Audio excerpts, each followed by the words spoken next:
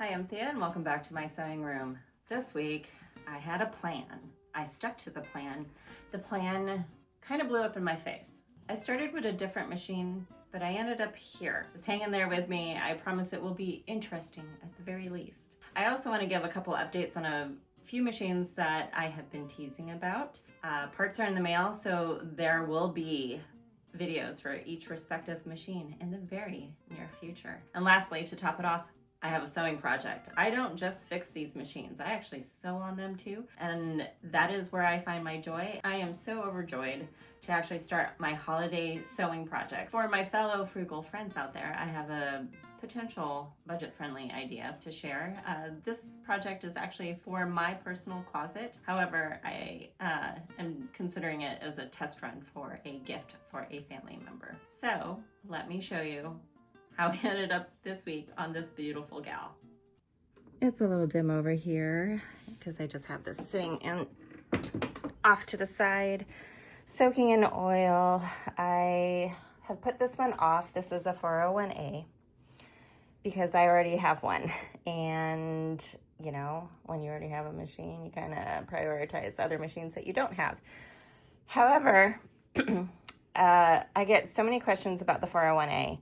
I wanted to get this one up and running because I actually like the cabinet that this is in. This is a terrible, like I said, it's a terrible view.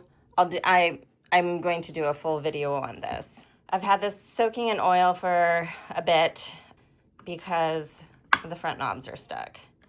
And I've been hoping and praying that I could do this without taking apart the cam stack, which is this thing here. This is an essential part of the machine to get the decorative stitches, which is the whole purpose of having this machine, I feel like. I have many fashion discs for this, and I would love to use a few of these stitches for upcoming Christmas gifts that I am planning to make. So I'm going to bite the bullet and take apart this cam stack. So this is one project off to the side. Okay, and over here is the 306K. I am going to have a full video on this. I am currently just waiting for a bobbin piece. This has been super interesting. I understand why I've had a few questions about this already. Very, very interesting machine. I am excited to share more about this and some things that I've already learned, and I haven't even sewn with it yet because I can't, because I need the bobbin piece. These are some projects that have been taking some time and or parts I'm waiting for, as well as my black featherweight. I also have ordered a new belt. Give that a try to see if this will engage the needle bar to sew. I'm really excited to use this one as well. I have tried a few things, and right now it's kind of pointing to new belt situation, but I will, of course, keep you updated. For today, I am going to use this Husqvarna. I have never used a Husqvarna Viking machine before, so I'm kind of excited. I have some projects I need to get done. I am that mom who makes the entire family matching pajamas for Christmas.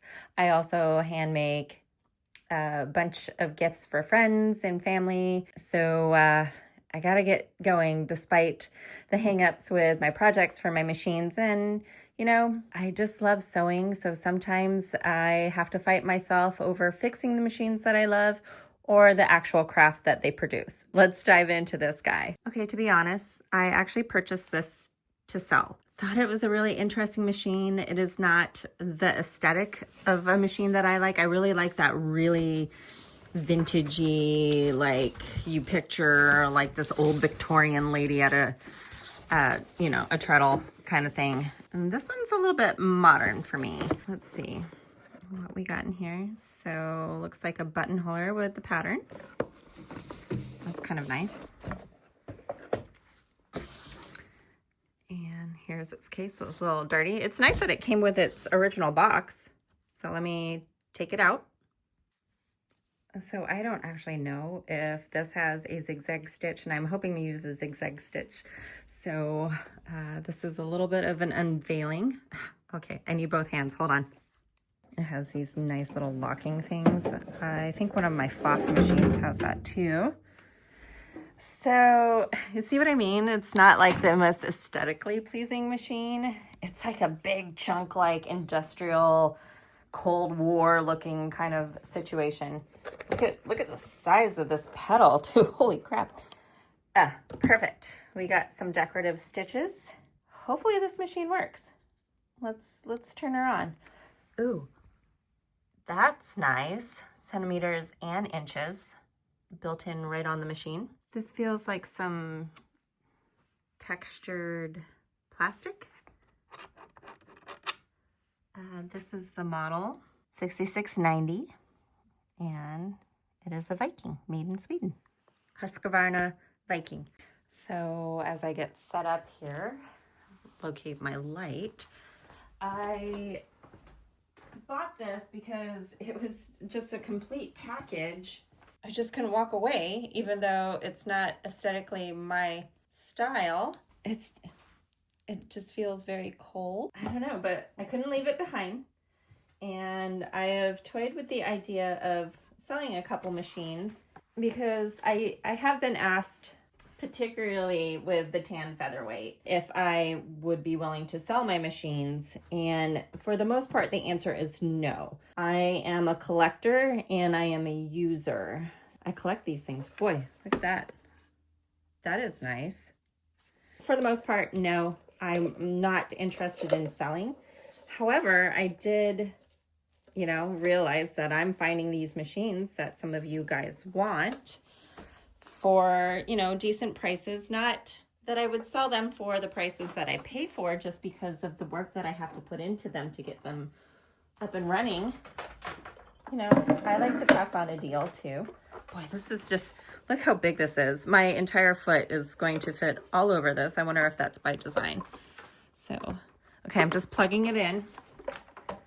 But no promises, you guys. If I love this machine, then I'm keeping it. For the most part, these more modern machines, and I mean modern from 1970s to the 1990s, I can just turn them on and start sewing. So let's see if that's the case with this gal.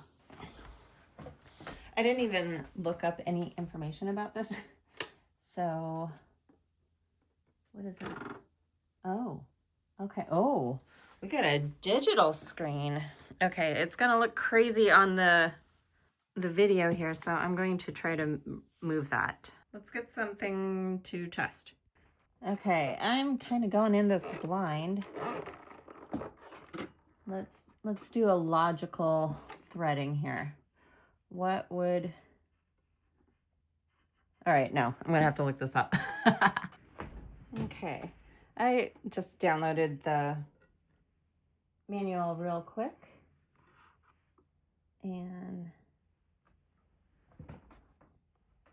okay. And the bobbin winder is actually on the side of the machine. I kind of hate these machines that I can't open up everything. Things I know about this machine. It is pretty fancy. It apparently could write. I don't know. I have a FOF, what is it, 1475? That also you can program. It's amazing. I have yet to make a video on that, but this seems to be comparable. I think the FOF is from the 90s, and this one I believe is from 1983, if I recall reading that correctly on PDF form. One thing, I do not have the work table attachment that comes with this. It didn't come with it. Okay, hopefully I got it threaded correctly. Well, I will find out momentarily. I have some scrap fabric from a recent skirt that I made. I cannot miss this foot pedal. It's gigantic. Fingers crossed, guys. Let's go.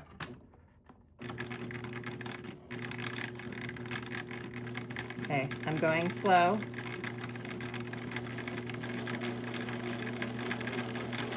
Oh, I can tell you right now that this machine is too much for the project that I have in mind. But wow, okay. Okay.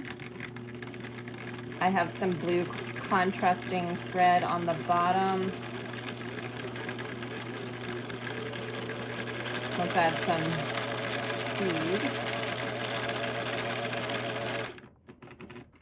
Ooh, okay, okay. We reset.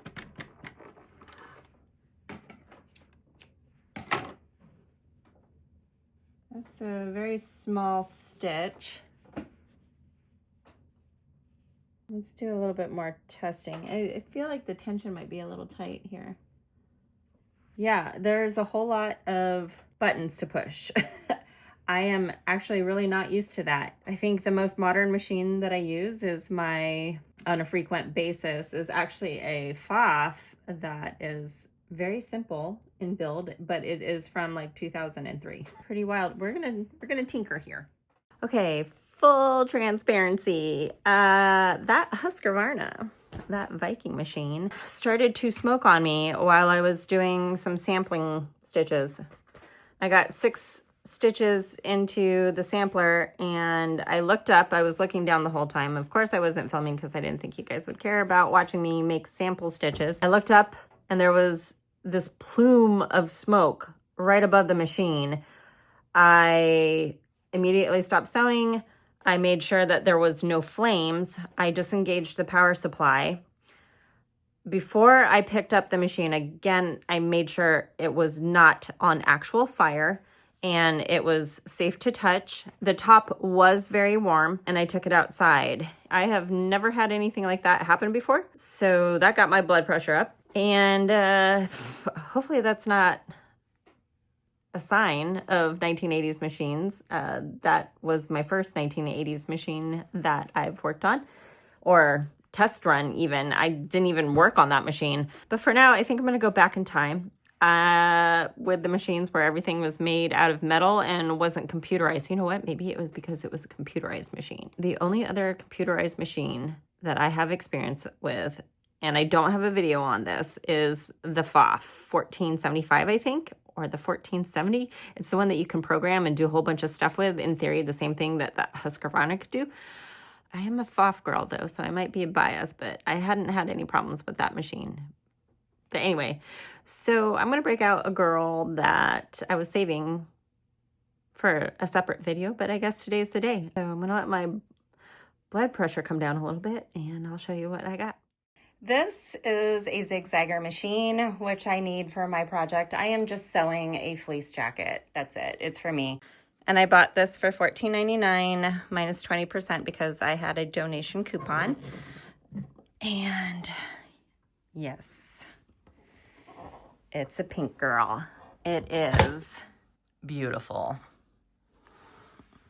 This is made in Japan. I believe this is basically a brother. It is a Deluxe 777. I actually don't know the name for these. I will toss it up on the screen if I find that out. I knew it to be a clone. It's a pretty clone. It's got the salmon pink up here, charcoal gray, and then it does have some sun fade, which tells me that, you know, someone had it sitting in a window. Bottom is peach. That's okay. It's still really pretty and everything moves really nicely. And, oh, that's interesting. So, and I just need a simple zigzag stitch for my project. I'm sewing a fleece zip-up jacket. Okay, here's a quick look of underneath the machine. The bobbin is a side drop in. Here's the bobbin and here is the housing. Pretty standard. Oh, it's too bad the top is faded, huh? That salmon pink is really very nice. I'm not even a pink girl, but boy, sure is different. Okay, before I start sewing, let's just take a quick overview of this machine. I did not find anything online as to be a manual of any sort, so just kind of had to wing this. I did go to a Facebook sewing group that I belong to ask for help, and a lovely individual drew me the correct thread path for this. I'm really unfamiliar with these kind of machines, these Japanese clones, so I really appreciated the help. I also had to ask for help with the needle type, which I actually had quite a few of. I just had to dig them out of the box that I had already packed. Pretty straightforward as far as function. The only thing that is a little confusing, I'm not really sure why it's not really showing here, but that is a little red tail light of some sort. I'm not really sure. So as far as function, the up and down applies to the dog feeds. Down, up, down, up. R's for reverse, which does work. This is the stitch guide. Oh, I love that font. And this is a knob that you turn to which stitch that you want. So when you want to change the stitch, you turn it to the one that you want. So we're at the 2. Zoom back out. And then you use this knob to turn it and then lock it into place. Cool. Very cool feature. I actually pulled this machine because I know it has a zigzag stitch.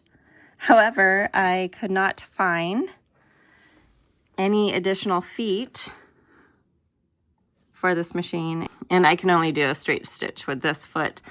I do have other feet that would work on this taller foot shank here, but since I'm moving, I've already packed quite a few things away. So I will be doing just a basic straight stitch on this machine. All right, and so my sewing project is just a simple fleece jacket, and this pattern is from 1998. It is McCalls 9581 Polar Fleece light jacket, which will be perfect to wear around the house. And I will try to find a comparable free pattern for you to use for something very similar, but for what I am doing specifically, it is this one.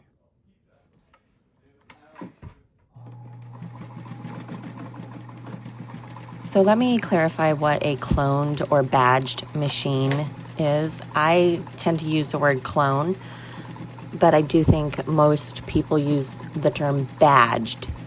And what that means is after World War II, Japan's economy needed a boost, and the Singer 15's patents had expired. America had relaxed some laws. You can dig into that a little bit more via Google. But essentially, we gave them the drawings, said, here, run with it. And they sure did. And this went on for a while. I believe the pink machine that I'm using here is from the 50s. And they did a variety of styles, colors, but they're essentially the same build. And it's a really simple build. I feel like these are best suited for a beginner. There's nothing fancy to them. Or if you don't really do like complicated sewing, I tend to sew really thick fabrics, and I have four layers of polar fleece here, and it was struggling a little bit just to move all that dense stuff through. So this machine is not really something for what I'm used to. And to be fair, I use my 301, which is a racehorse compared to this thing. But this is a really nice beginner machine.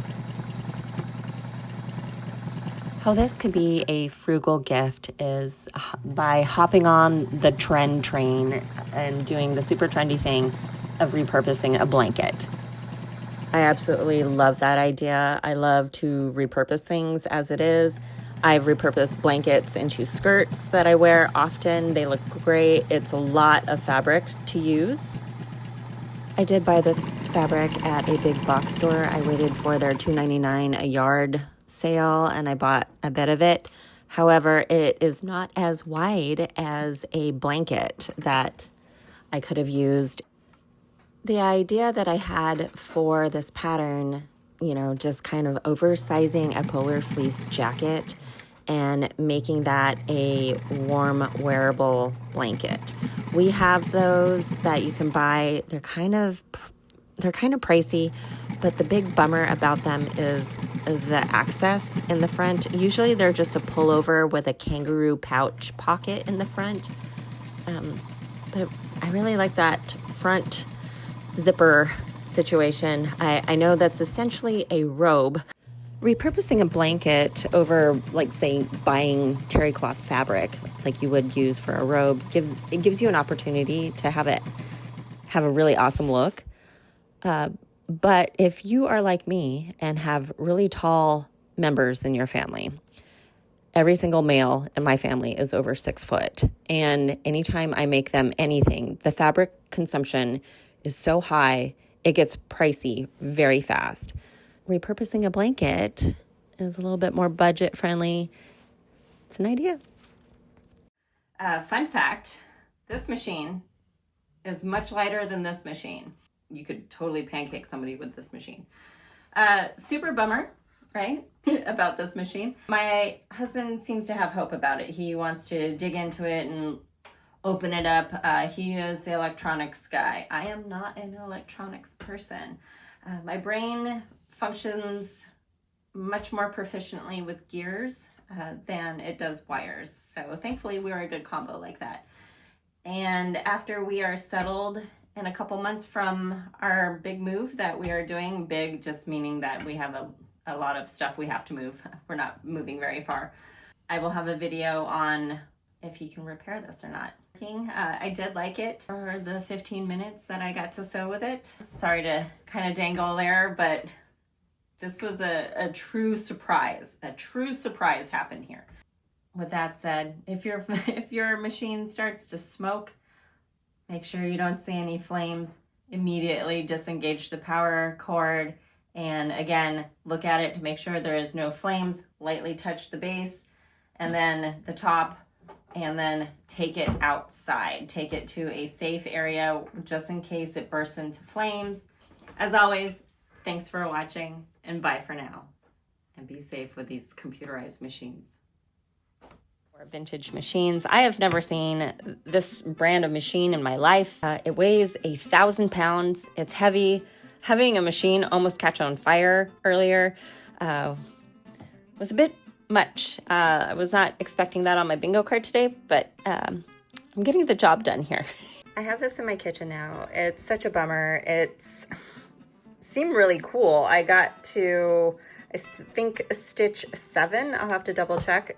I was doing a sampler and it just stinks now. So something is fried in there. I don't know how salvageable it is, but I am still in shock.